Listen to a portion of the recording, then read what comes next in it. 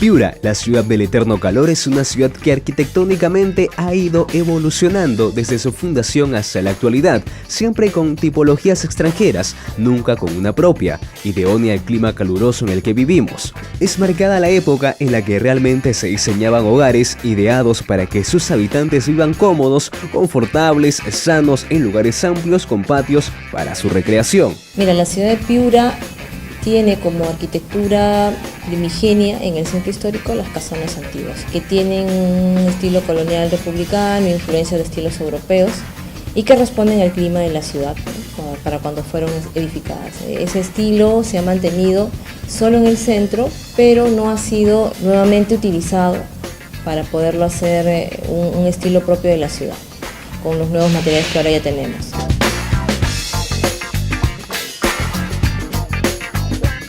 Sin embargo, la ciudad se fue extendiendo y fueron trayendo estilos de Lima.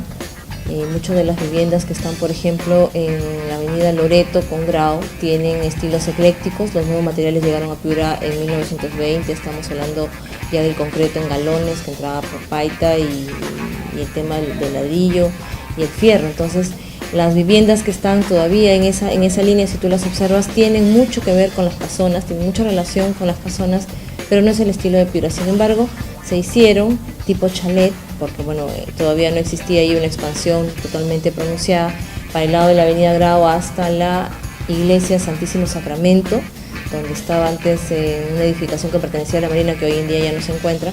También tienes las casas tipo campo, tipo chalet, con los nuevos materiales que estaban utilizando y con algunos refuerzos inclusive.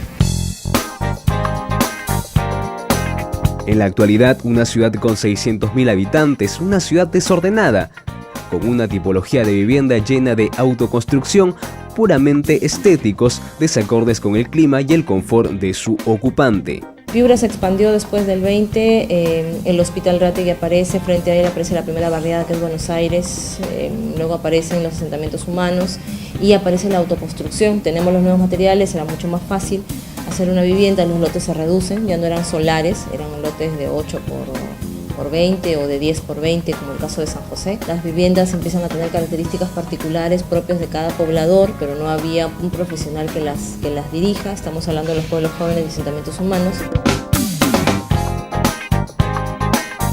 Sin embargo, en las zonas de expansión, donde la gente tenía un poco más de dinero, sí contaban con profesionales, como es el sector alrededor del Club Grau. En Castilla estamos hablando de Miraflores, y en las afueras de Piura estamos hablando el sector que está cerca de UDEP. Bueno, ahí si tú te das cuenta, las viviendas tienen un terreno un poco más amplio, tienen medio nivel hacia abajo para poder guardar el carro, una cochera, que para el caso de Piura ha sido complicado para las viviendas que están en cota muy baja porque se inunda. Durante los años 70, las viviendas emplearon mucho a la pepelma y a la piedra como materiales de acabados. Las casas de este periodo emplearon el estilo rústico para su construcción, ya que al ser una zona de expansión, tuvieron mucho espacio para desarrollar sus proyectos.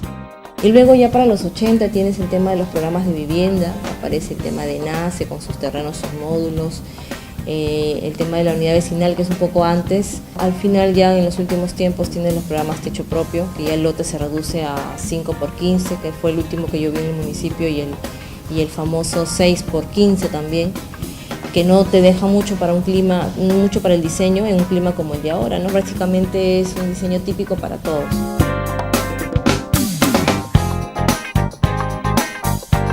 Piura tiene varias formas de expresar su arquitectura, pero ninguna de ellas es compatible con la identidad. Si nosotros necesitáramos enfocarnos en una arquitectura de Piura, tendríamos que regresar a mirar nuestro pasado, ¿no? La gente que vivió en Piura por muchísimos años, que fundó Piura, que estuvo acá antes que nosotros, encontró una manera de vivir mucho más confortable. ¿Qué es lo que le permitió, por ejemplo, a estos pobladores tener una mejor calidad de vida? Las grandes alturas en las edificaciones, las casonas miden los ambientes más de 4,5 metros de alto. El hecho de utilizar teatinas en la parte alta o ventanas altas para poder generar una ventilación cruzada. El mismo material, porque el adobe es térmico, entonces amortigua el calor. Si te das cuenta, como conceptos tenemos muchas cosas que podríamos reciclar y que podríamos reinventar a través del diseño para llegar a un prototipo de arquitectura que nos permita una identidad, ¿no? En la actualidad, la arquitectura avanza y mejora acorde a los avances tecnológicos, a las necesidades de las personas y a las transformaciones culturales, sociales, políticas y económicas.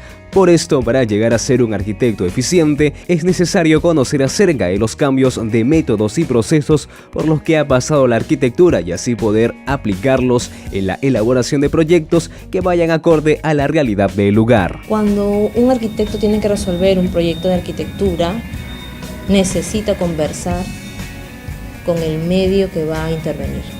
Eso es lo importante. Los arquitectos en Piura debemos conversar con Piura. Debemos saber cómo se comporta Piura, qué es lo que está pasando en Piura, cuál es el clima de Piura, qué es lo que necesita para poder resolver el diseño. Si yo voy a resolver un diseño en Piura y voy a tener un prototipo de Lima, Lima no es igual que Piura, ni como ciudad, ni como morfología urbana, ni como contexto, ni como sociedad. Los que vamos a hacer proyectos en Piura, seamos de Piura o no seamos de Piura, conversemos con el lugar y finalmente podamos plantear una arquitectura que permita un buen funcionamiento, ¿no? Y que no se conviertan en grandes trampas de calor como los tenemos hoy en día, sino que se convierta en algo confortable, ¿no? Porque para eso es la arquitectura, para que el ser humano se sienta bien.